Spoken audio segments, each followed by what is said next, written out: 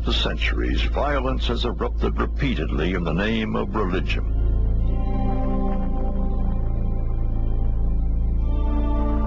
At the end of the 11th century, the Islamic Empire stretched from Europe to Asia, and it was rich and powerful. Its vast reaches included the holy city of Jerusalem. Invoking the name of Jesus, Christian crusaders from Europe invaded the Holy Lands with the goal of liberating Jerusalem. They left a trail of slaughter and destruction.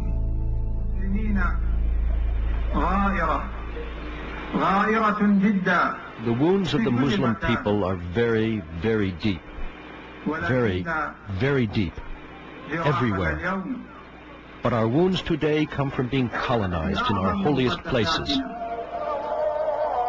It was no accident that Osama bin Laden's declaration of war was directed at what he called the Crusaders.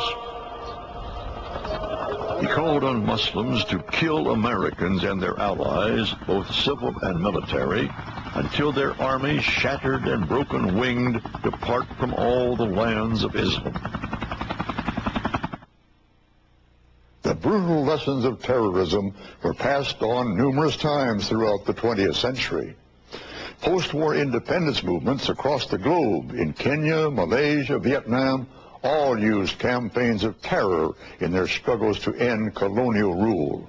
And the Jewish state of Israel was born of violence too, in part at the hands of groups that used the tactics of terror.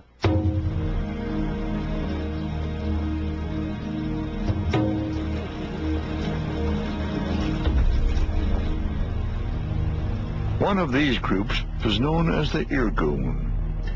Joseph Nachmias joined the Irgun when he was 15, becoming part of the armed resistance that was surfacing in the region. I had no choice. I had to fight. I had to take arms. Otherwise, I won't have the free state as I've got it today. Their aim, to force out the British, who ruled the area then known as Palestine, that was heavily populated by Arabs, and create a Jewish state. The Irgun actually had formed in the early 30s as an underground movement. It advocated armed struggle against the British, who earlier in the century had committed to creating a homeland for the Jews. Their objectives gained new urgency following World War II and the Holocaust. Thousands of Jewish refugees from Europe surged toward Palestine, straining the already fragile relations between Arabs and Jews. The British response was to close the borders to the influx. They used to come towards the Mediterranean and to the shores of Eretz Israel. The British won't let them in. They'll send them back to high seas at the beginning. And many of our brothers were drowned after they escaped from Europe. They were drowned because the British won't let them in.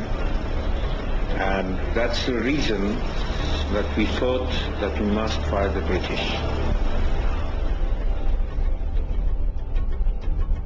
It made the resistance movements even more determined. We used to smuggle arms inside fish barrels. There was salted fish barrels, and they used to bring it to my parents' house. My mother used to open and clean the weapons and all, and then they'll take it out. There were German weapons, Italian weapons, from all kinds. Whatever could shoot, this would be it'd be all right for us. The leader of the Irgun was a young Polish refugee named Menachem Begin. Begin advocated violence against the British authorities in Palestine using guns, bombs, and fear. It was a calculated move. Almost all terrorist campaigns before those in Palestine in the 1940s were localized affairs. But the Jewish terrorists went a step beyond that, and they played to an audience far beyond the footprints of the, let's say, the locus of conflict. But firstly to London, they played directly to the capital to try to influence public opinion further afield in a means to achieve their aims. They also, and I think fascinatingly, played to an audience in New York because the nascent United Nations had just been organized. And their acts of violence were directed or communicated at diplomats designed to put pressure on Britain. Begin believed that if the resistance could destroy the will and prestige of the British authority, they would depart, leaving the